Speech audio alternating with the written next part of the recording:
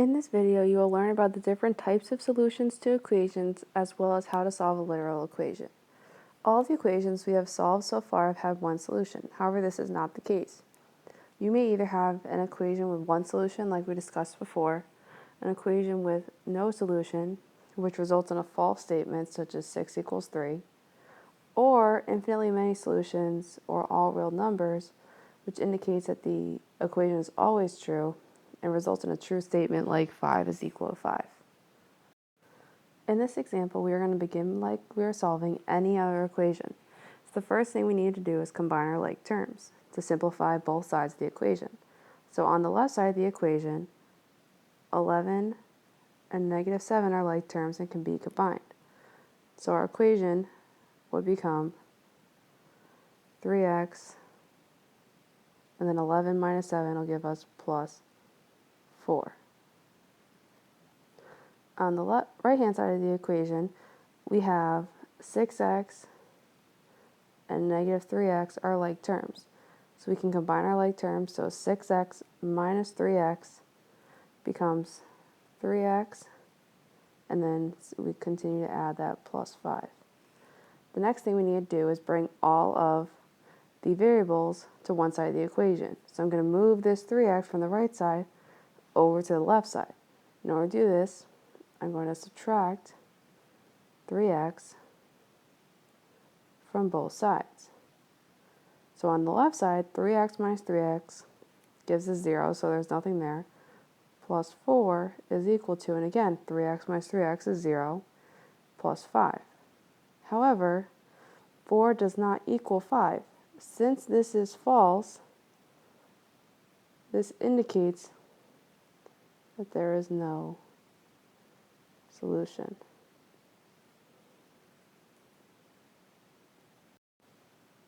In the next example, we're going to begin with the same process. So first we need to simplify both sides of the equation by combining like terms.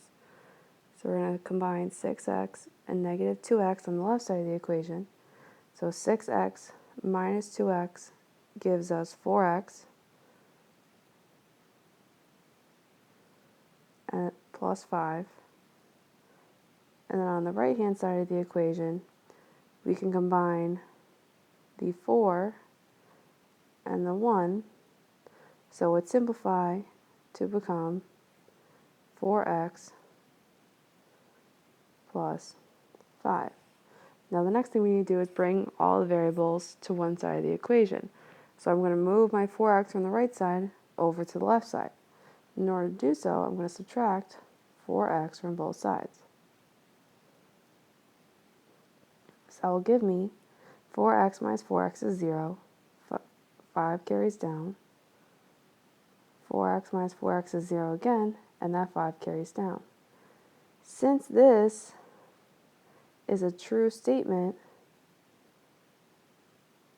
we can either say that the solution be all real numbers, indicating that any number could be substituted and it would work, or the other way we say this is infinitely many solutions.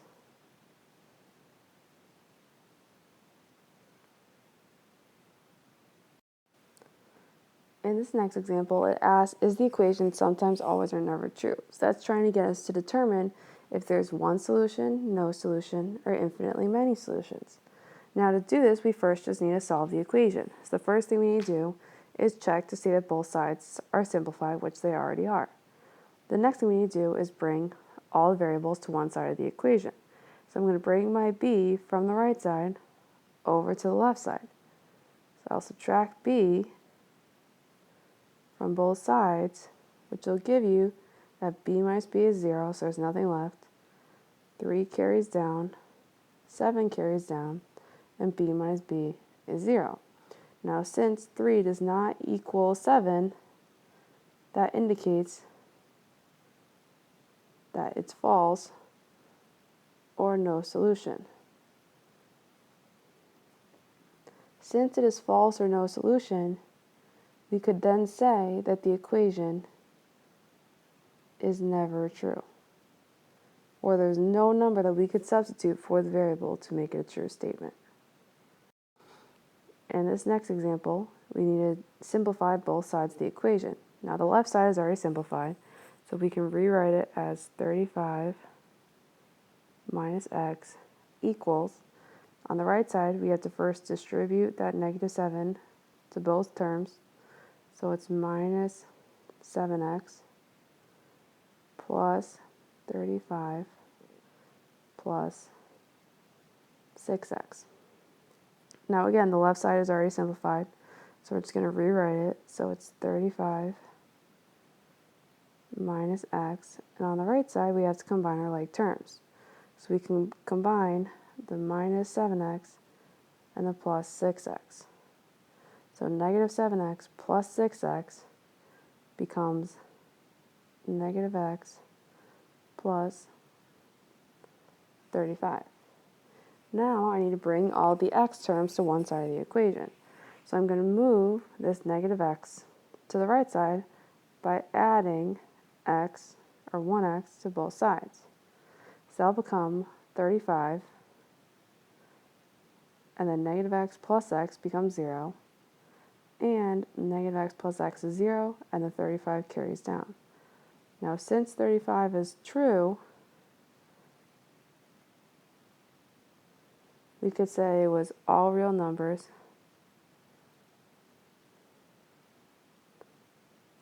or infinitely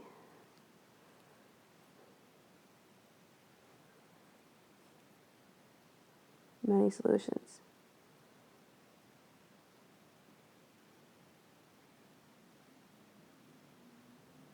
And again, this is going to indicate to us that the equation is always true. So no matter what number I substitute in for x, it will always result in a true statement.